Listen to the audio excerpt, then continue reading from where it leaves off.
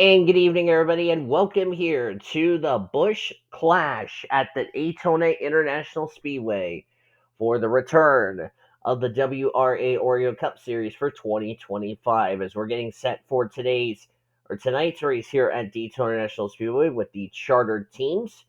On the pole is Skylar Taylor, Nathan Fryman alongside Brooke Packett and Chase Brooks in the first two rows. And there's a look at the rest of your starting lineup.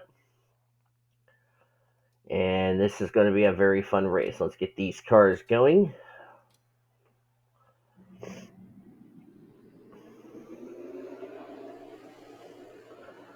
A lot of familiar faces we know, a lot of new faces in the series that I've never heard of before, and a lot of other drivers that I've seen in other NR series making their debut on this channel. So it'll be very interesting to see how this season will play out. And if you noticed already, we're on the next gen cars.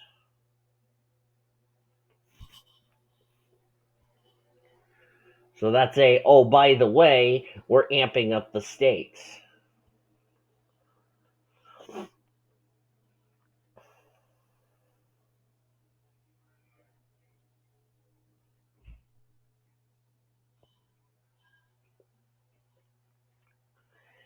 Anthony Ritchie driving the Toyota Camry pace car, leading the field into turn number 3. He will pull that pace car off, will leave the field in the hands of two rookies. One who's a former champion on this channel, that would be Skylar Taylor from the Camping World Truck Series back in Season 1.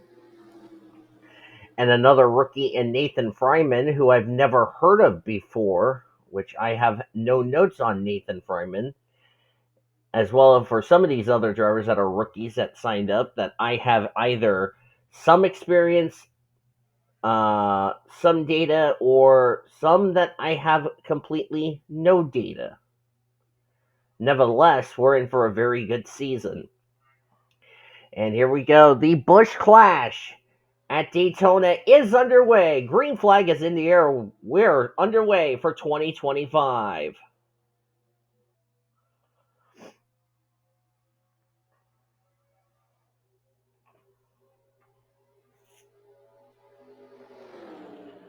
'77's in trouble. That would be Josh Harmon. He never took the start, so something must have happened to the 77. I don't know if he had a mechanical failure or not. And unfortunately, Josh Harmon will not take the start. That's a tough break for Josh Harmon. Coming into this season, one of the Rookie of the Year contenders. The fortunate thing for him, this is a non-points event, so that's a good thing. The bad thing is he's already out of the race, and we haven't even completed the first lap, which Skylar Taylor will end up completing that first lap.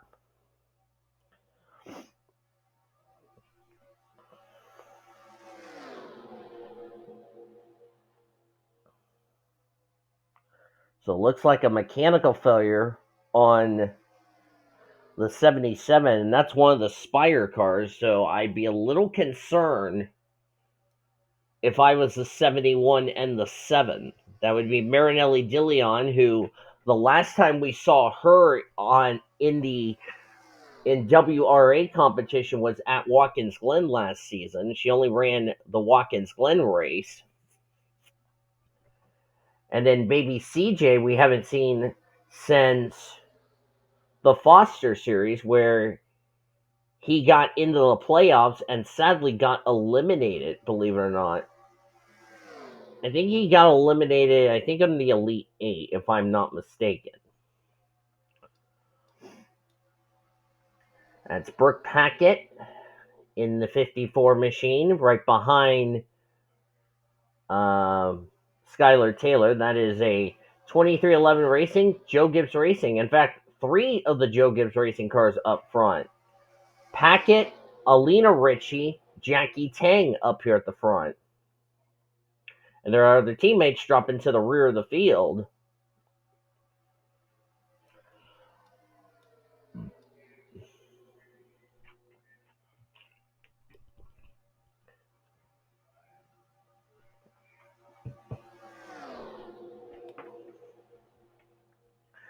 Provisionally, we have 41 drivers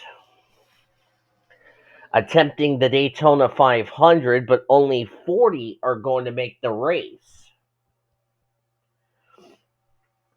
which sadly means one driver will unfortunately miss the show. Pending at the 81 car that Geeta Racing, which is the driver of the 81, pending if that car gets sent to me on time. If not, then we will just have the 40 drivers in the Daytona 500. So we'll have to wait and see on that. But I know that entry, the 81, will be entered at some point in this season, so I haven't forgotten about it.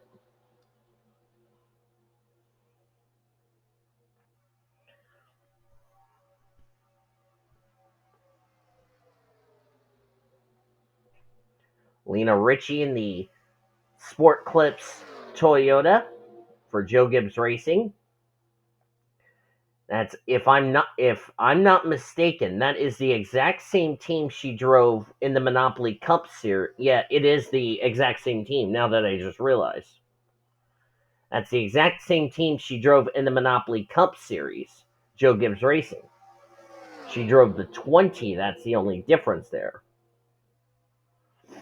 Her sister Annika Ritchie was driving for Chip Ganassi Racing. That was when the series was on Anthony Ritchie's channel. But that was then. This is now. Speaking of ABCJ, there he is. Right behind Alina Ritchie is Samad Oskin in the 6th for RFK Racing. That is Roush Fenway Keselowski Racing. That's what it stands for. On the inside is Nathan Fryman, a driver I've never heard of before.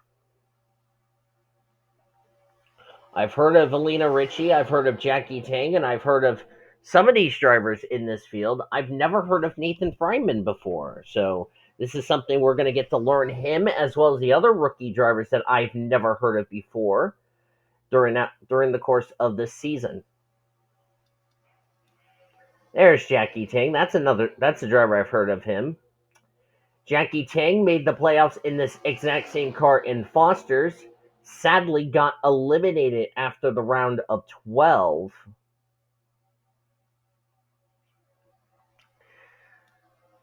Maddie Crenshaw getting passed by her sister, her younger sister, Annie Crenshaw. There's been a lot of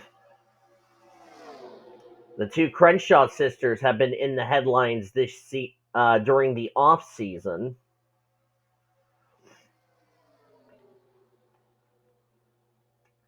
And while I want to give you guys my opinion on the whole issue, Annie Crenshaw has said that Maddie Crenshaw is going to continue to race, whether she's a part of a team that shut down or not. But I know Ricky Cervantes did pick up Maddie Crenshaw and all the other drivers from Indiana Motorsports. I can tell you that for sure. As Annie Crenshaw just led that lap. Kyler Anderson in the Walmart Ford Mustang Dark Horse for Rick Ware Racing now leads here in the Clash. I've heard of Kyler Anderson. He runs in the Red Bull GT series that I know of. Bradley Ream and Brooke Packett I know are running in the GT series. Along with this guy, Cody Smart in the 2. He's getting passed by Ian Dutta.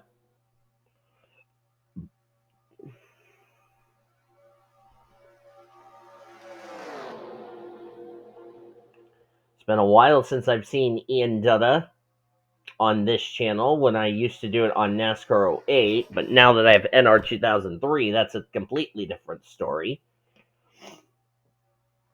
Ian Dutta, the founder of NOOL, and he used to have an NR series before he shut his channel down.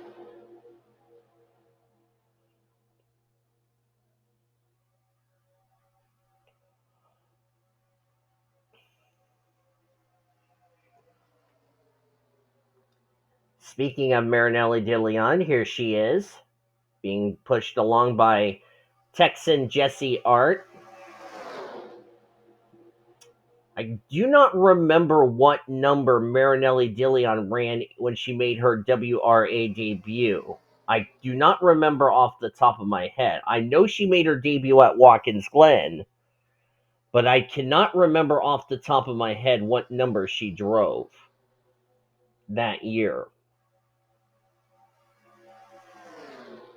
But it's nice to have her full time in this series.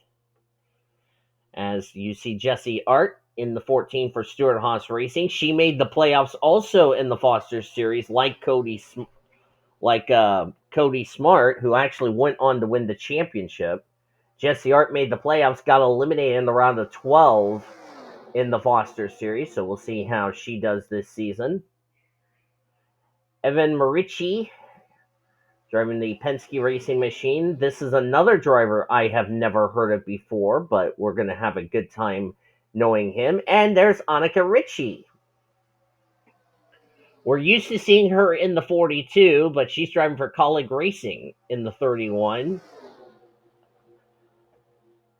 It's Reggie Fogelman in the 10, and that's the other Rickler Racing. I think that's the 15 of Eric Stanbury. And that is indeed the case. And that's Courtney Lynn in the 24. Another driver that was also a part of the Zachary Taylor controversy, which I'm not going to get into details. Courtney Lynn got claimed off waivers by Ricky Cervantes. In fact, all of the Indiana Motorsports, Castle Racing, and Yellow Jacket Racing all were acquired by Ricky Cervantes. So just like that, Ricky Cervantes and Mandy Evans now has all of the former Indiana Motorsports empire of Zachary Taylor on their roster. Not sure what the future would be on the GTSRA side of things, but I think Matty Crenshaw will still own that operation, but it will now be a part with Cervantes and Mandy Evans. Of course, Mandy Evans is a former Coca-Cola Truck Series driver.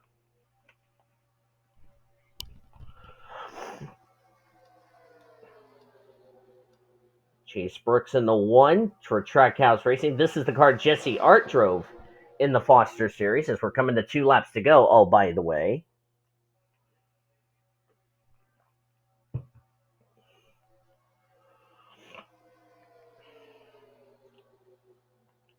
As Cody Smart's going to push the Busch Light Chevrolet to the lead. Oh, by the way, that's the same sponsor that sponsors this race. Can just say FYI.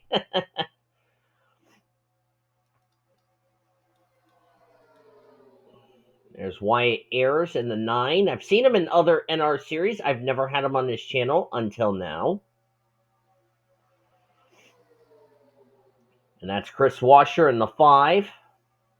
Q-Man in the 34. The last time we were at Daytona for a next gen race, Quentin Moore went to victory lane and punched his ticket into the playoffs, where eventually he made it into the Final Four to compete for the championship. As the white flag is out, one more lap to go here at Daytona, sponsored by Credit One Bank. Yes, I ripped it off of NBC and Fox's line of the white flag sponsored by Credit One Bank, but to be fair, it's my channel, so there you go. Does anybody have anything for that Busch Light Chevrolet out of Trackhouse Racing?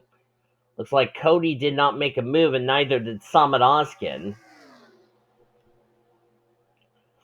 As they come off of turn number 4 for the final time, checker flag in the air. Chase Brooks is going to win the Busch Clash here at Daytona, ironically, with the Busch beer sponsorship on his Chevy Camaro. There's the irony in that one. And cars 1 and cars 2 finish 1-2. But Chase Brooks will go to victory lane. Cody Smart will get second. The good news is this is a non-points event, so there's no points as far as the Clash is concerned. Salman Oskin will get third. Wyatt Ayers fourth. Chris Washer will complete your top 5 in car 5. Again, more irony do we need in this series. Ian Dutta gets 6th, Zachary Fitzwater 7th. Should mention Zachary Fitzwater, the reason he doesn't have an R next to his name is that because he has taken part in more than 7 Oreo Cup Series events on the channel or Monopoly Cup Series, no longer qualifies him for the Rookie of the Year honor. So keep that in mind. Eric Stanberry gets 8th, Quinton Moore 9th, and Annika Ritchie complete the top 10. Top 15 was completed by Shaila Askarov, one of my drivers, and the only driver representing me. Jesse Art, Jalecia Kuzman, Reggie Fogelman, and Dylan Ibrahimian will complete your top 15. Courtney Lynn, Daniel Witter, Eric Sadler, Bradley Ream, and Evan Marici will complete the top 20. As you look on down to the rest of the finishing results, a lot of drivers who we thought were going to be key contenders. Skylar Taylor, 26. Alexander Dawson, another driver I've never had on the channel before, 23rd. Jared Johnson, 27th. Jared Johnson runs in the Red Bull GT Series. Sean Art, 28th. Jackie Tang, 29th. Alina Ritchie, 31st. She was up front in the early stages of this race. Ian Griffith, not the run he was hoping for. Neither the run Brooke Packett or Matty Crenshaw was hoping for. All 35 finished the race on the lead lap. Nobody finished a lap down.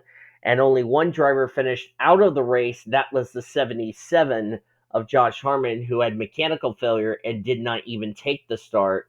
Unfortunately, that's what took him back behind the wall. But the good news is this was a non-points event for Josh Harmon, and we will definitely get to see that 77 car on track when we get ready for Daytona 500 stuff coming up tomorrow. So that is going to do it for the for the Busch Clash rather at Daytona International Speedway. Hope you guys enjoyed tonight's race. If you did, be sure to give this video a like, subscribe to become part of the PCSRA crew today. We showed your full finish results. We'll see you guys tomorrow as Speed Weeks continues on the Blue Hedgehog TV and the PCSRA Sports and Gaming channel. The best in racing around the world since 2017. Good night from Daytona International Speedway.